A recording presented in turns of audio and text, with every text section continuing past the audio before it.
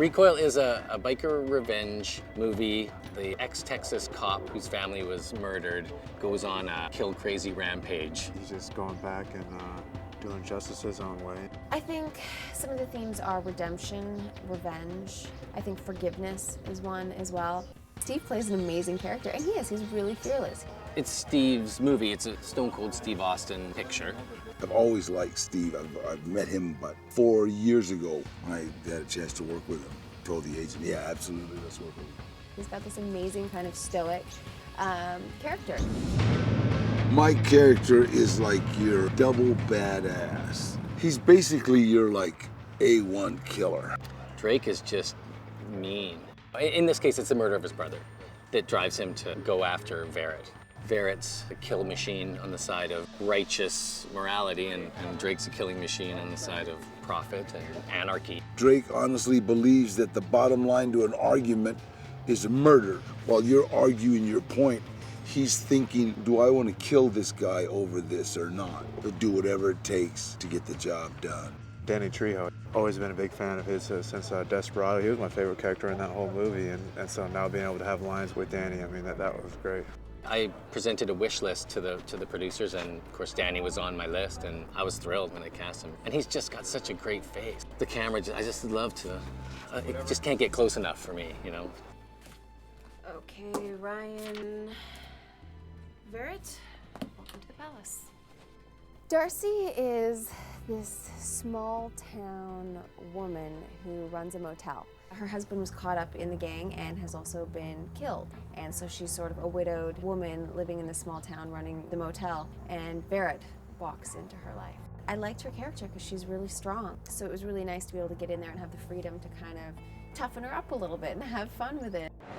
I'm the sergeant-at-arms for Danny Trejo's character. I mean, if you're gonna get to the top of the biker world and become a sergeant-at-arms, you gotta be a real badass. Keith's great. He's great. He's naturally charismatic, and he's not at all like you would think, you know, legendary MMA, UFC fighter. I'd like to do more scenes with him because he's just starting to really have fun. This was his first action movie. I think he's told me he'd done a lot of dramas and stuff before that, so it's interesting getting his take on things. It was real seamless working with him. I think me and Terry are gonna do some other stuff together. I like him. I like the way he directs. He's not a stickler for dialogue. You know, it's like I've been in the business long enough to where if you've got me like 4 or 5 lines and I can say it in 2, I would much rather say it in 2, and he likes that. You know, he says, "You'll get to it, let's go, let's move." Terry's great.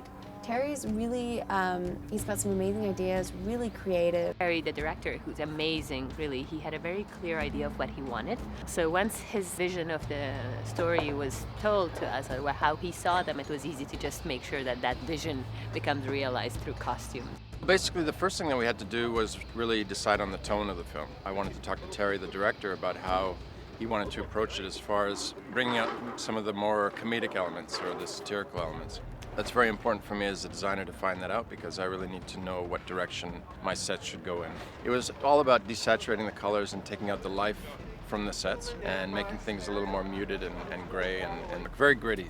I don't normally get to blow up buildings. I don't normally get to shoot whole fleets of Harley Davidsons driving down the street. Up to this point, I've just made these kind of smaller, more personal indie dramas or comedies, and I think that it's exciting to do both, to go back and forth between the two. Yeah, that's right. The second right, make it a bit of a hook. Thank God for stunt guys, On your second right. When you're on a film, if I get hurt, movie stops. If Steve gets hurt, movie stops. It's like you gotta say, wait a minute, let's get a professional guy that does this for a living. Of course, my job is to take it off the page and put it in front of the camera so we can film it, and helping the director and set up the cameras for the best way to capture the action. Then once I am able to bring a bit of a team on board with the other stunt guys that I'm going to use to fight Steve or do whatever other action we're doing, I start prevising it. So I choreograph it, I film it, I edit it, show it to the director. He gives me his input, maybe a little this, a little less of that, and then we go back to the drawing board and show it to Steve, make sure he's good with it, and then we're pretty much set for that sequence. Having Lash, he makes it easy. I mean, he just comes in with a beautifully choreographed fight sequence or action sequence or whatever it is, and I just, you know, adjust to taste and just go. It's the second time I got to work with Lash, a stunt coordinator. There was no feeling out process. We just kind of hit the ground running. Even with stunt guys, there's a lot of fighting, there's a lot of physical kind of stuff, you know what I mean? And it's been a lot of fun. We've got a lot of fights in this movie. We got 6 main fights for Steve. And he wanted to just wade through people. There's not a lot of back and forth because he's a big guy, he's on a revenge mission, and he's just like a bull in a china shop knocking guys over and taking them out. There is a big fight at the end with Danny's character, which goes mano a mano for quite a while. That fight with me and Steve, that was unbelievable. We burnt somebody up today. We're going to set up Ed in front of Steve. We'll light him on fire. He'll come crawling forward and we'll put him out right at the end of the shot. So he's going to burn for about 10 seconds. There's a lot of prep that goes involved before we ever get to this stage. Firstly, I read the script and just break out all the stunts and decide what's going to happen on the show and how we're going to do it. In this case, I've got to go to wardrobe right away and tell him, okay, we got a guy burning. We need to have cotton clothes. Okay, we can't use any polyester or anything plastic because it's going to melt to his skin. He gets all his fire protective clothing on, his Nomex and his fire suit, and then we gel him up. It's a nice thick cold barrier from the fire. As you saw, he was putting on his face and in his ears and in his eyes, up his nose. Then he's totally protected from wherever the flames might lick around. Fire, it's very, very dangerous because, you know, there's so many things can happen. You know, wind can pick up. You know, they were really, really professional. They really did it well. Only being able to light a guy on fire one time, you have to make sure that everyone's ready to go. You can't ever relax because you always have to be on top of things for safety and make sure that all your performers are taken care of, and you don't want anything to happen to the crew or the rest of the cast either, so you got to stay on your toes. They got it in one take and it worked out really good. It was amazing. Action!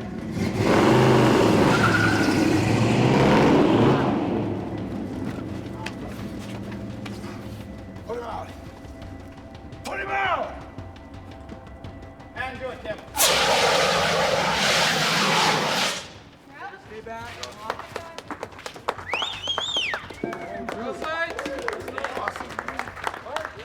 You know, action movie fans are gonna love Recoil. This is a movie that people will just enjoy if you're an action fan. It's a really fun-filled action movie, and so you want them to feel good. I love these movies, and I think we're gonna get those kind of audiences. And with Steve, we're gonna get some of the wrestling audiences, and maybe I'll bring some MMA crowd in too. You need 3 B's for a good movie. You need babes, bullets, and blood, and we got all 3.